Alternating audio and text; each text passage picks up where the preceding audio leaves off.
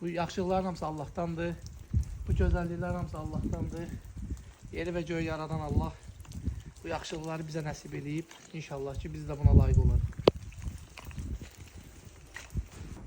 Buran necəsən? Yaxşısan?